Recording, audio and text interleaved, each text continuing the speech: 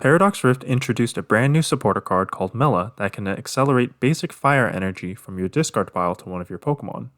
This is useful for Gym Leader Challenge Fire-type decks with Pokemon that require multiple energy to attack. But Mela isn't just useful in Fire-type decks. In this video, we'll be looking at an example of how Mela and other fire-supporting cards can be used in Colorless. I'll briefly go over the rules for Gym Leader Challenge. Gym Leader Challenge, or GLC, is a Pokemon trading card game format with a specific deck construction rule set. This is a singleton, monotype, non-rulebox format that uses the expanded card pool. Only one copy of any card name is allowed per deck, only one type of Pokemon is allowed per deck, no rulebox cards are allowed at all, and any card from the black and white base set onward is legal. For a deeper explanation of the rules, please go to gymleaderchallenge.com/FAQ. Just like last time, we'll be going over the core deck strategy and supporting cards, identify and address weaknesses of the deck, and go over some other cards that I've considered. The deck list link will be provided at the end of the video and in the description.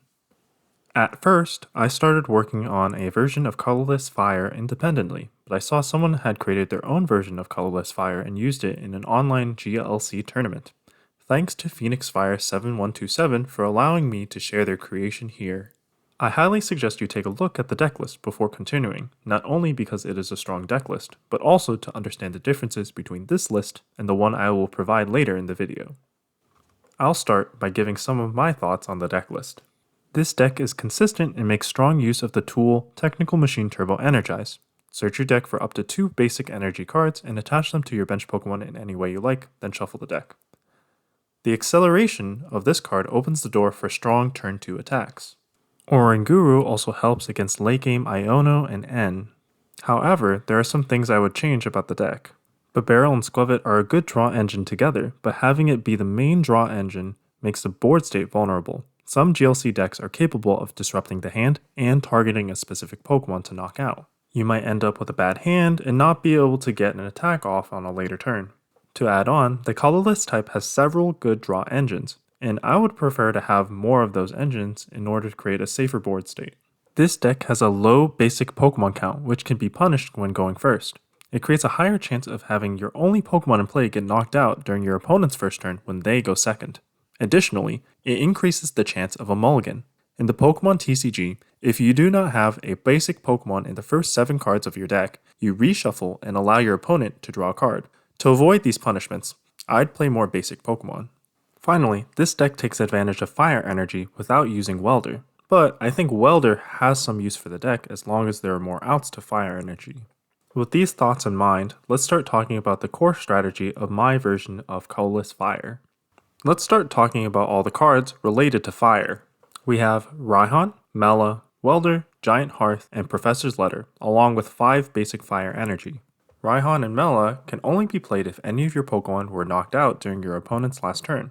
They also both attach a basic energy card from the discard pile to one of your Pokemon. They also each have an additional effect, making them great energy acceleration cards. Welder is a little bit different in that you have to attach the fire energy cards from your hand, but it allows you to attach up to 2 fire energy cards from your hand, making this slightly faster acceleration if you have the requisite energy. To make it easier to find those energy, we can play Giant Hearth and Professor's Letter, both of which can search the deck for up to 2 fire energy cards and put them into your hand. I don't have a specific reason why I landed on exactly 5 basic fire energy, and it's something that I would like to test further in the future.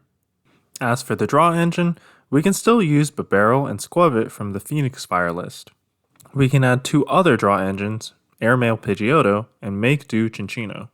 I chose these 2 because both of them evolve from basic Pokemon that have the Call for Family attack that searches the deck for 2 basic Pokemon and puts them on the bench. Pidgeotto is solid because the Airmail ability allows you to look at the top 2 cards of your deck without having to discard any cards. On the flip side, if you need a fire energy in the discard to use Raihan or Mela, you can use Cinccino with the Make Do ability to discard a card and draw 2 cards. Both draw engines are useful, and the choice of which draw engine to set up is largely dependent on the game state. We can now move on to the attackers of this deck, Snorlax, Slacking, and Kangaskhan. Snorlax is one of the strongest basic Pokemon in GLC. Its Unfaced Fat ability prevents all effective attacks from your opponent's Pokemon done to this Pokemon. It also has 150 HP, making it difficult to knock out. The main drawback of Snorlax is that its attack puts it to sleep, and you have to flip 2 coins instead of 1 to wake up. You can use Therapeutic Energy to prevent sleep altogether, or use a switch card like Mela and Lana to move Snorlax out of the active spot. Mela and Lana also has the benefit of healing 120 damage from this Pokemon. Its attack requires 3 colorless energy, so using a card like Raihan, you can accelerate energy and charge up Snorlax's attack in 1 turn. Like Snorlax, Slacking can do a lot of damage. It also has a great ability in Lazy. As long as this Pokemon is your active Pokemon, your opponent's Pokemon in play have no abilities except for Lazy. This ability is great at slowing down ability-reliant decks. Its main drawback is that its attack requires you to discard an energy from this Pokemon, and it can't attack during your next turn. In order to not run out of energy in this deck, you can run the card Recycle Energy. If this card is discarded from play, put it into your hand instead of the discard pile. In order to attack with Slacking on consecutive turns, you can use switch cards to move Slacking out of the active spot, remove the effect of its own attack, and then return it to the active spot. Slacking is a Stage 2 Pokemon, so it can sometimes be difficult to get Slacking into play. We can use cards like Winona to get the different stages of Slacking, and other lines to be able to get it into play consistently. Winona in particular is very good because it allows you to search the deck for up to 3 colorless Pokemon, so you can search for the entire Slacking line, or help set up one of your other lines like your draw engines. Our third attacker is Kangaskhan. Its first attack is Rally Back. If any of your Pokemon were knocked out by damage from an attack from your opponent's Pokemon during their last turn, this attack does 90 more damage. This will do 120 damage total for just 2 colorless energy, making this a low maintenance attacker. You can use cards like Muscle Band and Powerful Energy to increase the damage of Rally Back and secure knockouts on Pokemon that would otherwise survive. Its second attack, Hammer In, also ensures that Kangaskhan can do meaningful damage even if no knockouts are taken during the last turn. This rounds out the main attackers of this deck. There are 3 more energy we need to talk about. Double Colorless Energy and Twin Energy both provide 2 energy and are important for setting up attackers like Snorlax quickly. Capture Energy provides 1 energy, and it also allows you to search the deck for a basic Pokemon and put it on the bench. This kills 2 birds with 1 stone. It allows you to set up an attacker and set up your bench at the same time, making it a very consistent card. That covers most of the important cards. Here are some other supporting cards that can spice up the deck. Miltank is useful as a healing Pokemon. Its ability is Moo Moo Melt. As long as this Pokemon is your active Pokemon, whenever you attach an energy card from your hand to one of your Pokemon, heal 90 damage from that Pokemon. Guzma and Hala provides access to most of the deck, and allows you to search for a stadium card like Giant Hearth, or your special energy like Capture Energy or Double Colorless Energy to set up your attackers. Special Charge is an item card that allows you to shuffle 2 special energy cards from the discard pile back into the deck. Special energy cards are vital to enabling the attackers, so getting a second use out of them is very powerful. It is one of the few cards to recover special energy, and is probably the best one out of the bunch. Since 2 of our attackers, Snorlax and Slacking, can make use out of switch cards, we can include more switch cards like Birdkeeper and Escape Rope in the deck. Finally, Luxurious Cape is one of the better cards that came out of Paradox Rift, and it can help your attacker survive for an extra turn to get an extra attack off. This concludes the main strategy of the deck. Now, let's go over some of the weaknesses. One such weakness is spread damage. For example, cards like Rapid Strike Starmie are capable of doing lots of damage and taking multiple knockouts in a single turn. If your opponent sets up damage without taking a knockout, core cards like Raihan and Mela in this deck will be less useful. This is why I wanted to include Miltank in this deck. It provides an extra healing option.